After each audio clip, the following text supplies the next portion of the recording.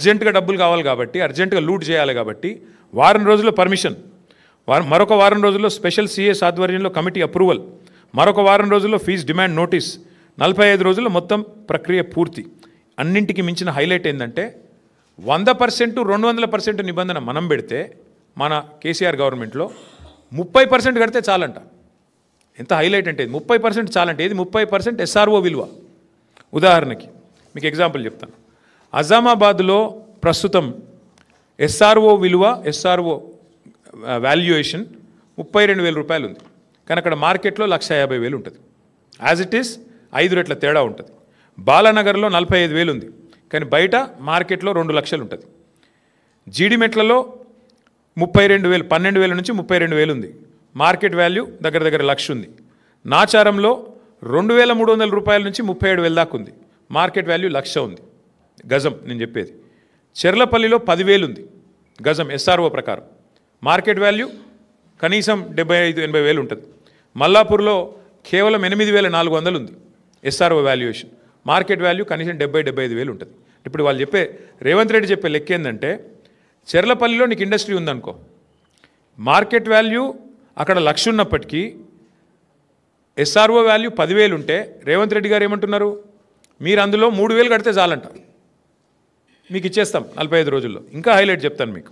ఉదాహరణకి అంటే కేసీఆర్ ప్రభుత్వంలో అజామాబాద్లో మీకు ఈ ల్యాండ్ మీకు ఉంటే మీరు దాన్ని రెగ్యులరైజ్ చేసుకోవాలంటే మీరు 32,000 అక్కడ మార్కెట్ ఎస్ఆర్ఓ వాల్యూ ఉంటే మీరు చేతులు కింద మారింటే 64,000 కట్టాలని మనం పెట్టినాం. ఇప్పుడు రేవంత్ రెడ్డి గారు ఏమంటున్నారు తెలుసా, 32,000 వాల్యూ ఉంటే ఎస్ఆర్ఓది కేవలం 10-11,000 కడితే చాలు, మీకు ఇచ్చేస్తాం, మీరు తీసేసుకోండి.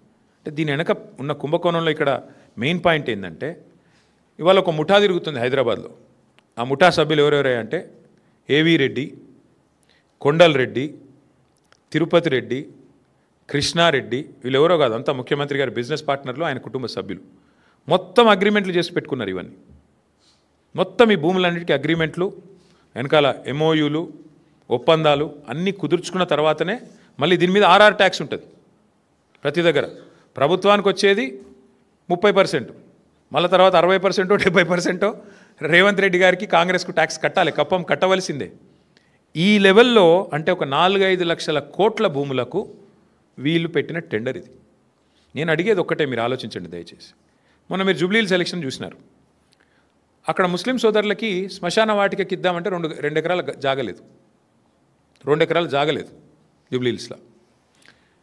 హైదరాబాద్లో ఒక ఇందిరం ఇల్లు ఇవ్వలేదు 2 ఏళ్లలో.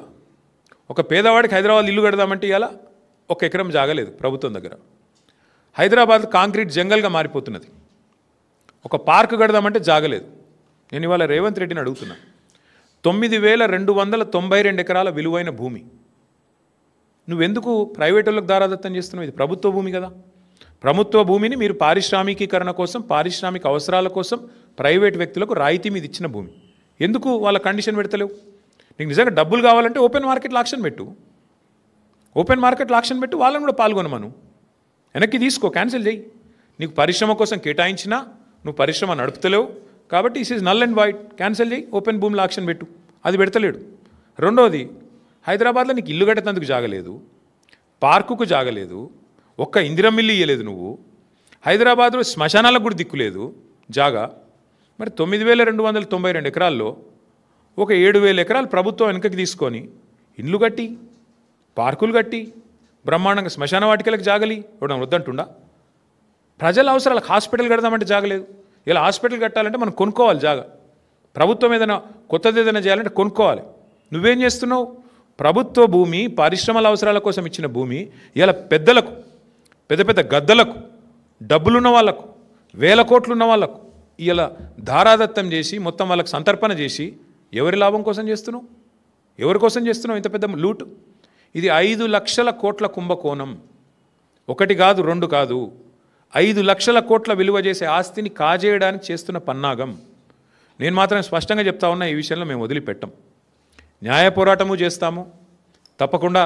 భవిష్యత్తులో ఈ భూములు ఎవరైనా కొన్నవాళ్ళు కానీ ఇంకోటి కానీ పరిణామాలు ఎదుర్కొంటారు. ఈ విషయం కూడా నేను ముందే చెప్తా ఉన్నా. తప్పకుండా ఈ విషయంలో చిక్కుల్లో పడుతుంది ప్రభుత్వం కూడా. ఇట్లాంటి లూట్ ఎక్కడ జరగలేదు. బాంబేలో మహారాష్ట్రలో మేము కూడా స్టడీ చేసినాం పాలసీలు ఆనాడు గవర్నమెంట్లో ఉన్నప్పుడు వీటిని ఎట్లా చేద్దామని. మహారాష్ట్రలో పెద్ద ఎత్తున టెక్స్టైల్ మిల్స్ ఉండేది బాంబేలో, కమలా మిల్స్ అని, ఫినిక్స్ మిల్స్ అని. అక్కడ ఏం చేసినారు తెలుసా? ఇట్లాగే సేమ్ థింగ్ ఊరు మధ్యలోకి వచ్చేసింది మిల్లు. ఏం చేసినారు?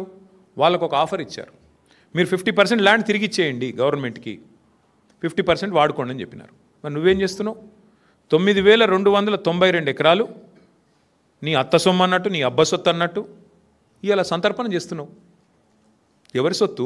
ఎందుకు అడుగుతలేవు? వెనకకు సగం ఇచ్చేయమని అడుగు, డిమాండ్ పెట్టు. 50% land should be given back. కట్టు, అందులో ఇందిరమ్మ ఇల్లు కట్టు, హాస్పిటల్ కట్టు, పేదవాళ్ళకు మరి బ్రహ్మాండంగా ఇల్లు కట్టి మేము వద్దంటున్నామా? శ్మశాన వాటికలకి పార్కులు కట్టు. ఇది ఏది వద్దంట. హైదరాబాద్లో ఇంచు జాగా దొరకది. చూస్తున్నాం, హైడ్రా తెల్లారు లేస్తే రాచకం. ఏది పేదవాళ్ళ మీద 40 గజాలు 30 గజాలు పోయి కులగొడతా ఉంటారు. మరి 9,292 ఎకరాలు నీ అబ్బ సొత్తా ఏ సొత్తా? ఎట్లిస్తావు నువ్వు ప్రభుత్వ సొత్తును? ఇష్టం వచ్చినట్టు ఎవడికి పడితే వాడికి. ఈ విషయంలో వదిలిపెట్టం, ఊరుకోము. ఇది పెద్ద లూటు. ఇంతకు మించిన దోపిడీ బహుశా భారతదేశంలో ఎక్కడ జరగలేదు. ప్రభుత్వం డైరెక్ట్గా క్యాబినెట్లో పెట్టి ఇవాళ దోచుకునే ప్రయత్నం చేస్తూ ఉంది. మేమేమో 15 రోజుల్లో అనుమతులు పరిశ్రమలకు అందించినాం. నువ్వేం చేస్తున్నావు? 15 రోజుల్లో భూములు అమ్ముకోవడానికి, 15 రోజుల్లో ఇష్టం వచ్చిన వాడికి ఇష్టం వచ్చినట్టు అగ్రిమెంట్లు చేసుకోవడానికి, తెర వెనుక బాగోతాలు చేసుకోవడానికి, సెటిల్మెంట్లు చేసుకోవడానికి. నేను చెప్పట్లేదు కదా, మీ మంత్రి గారి కుమార్తె చెప్తోంది భూముల గురించి ఎట్లా దందాలు జరుగుతున్నాయి, ఎట్లా గొడవలు జరుగుతున్నాయి. ముఖ్యమంత్రుల అనుయాయులు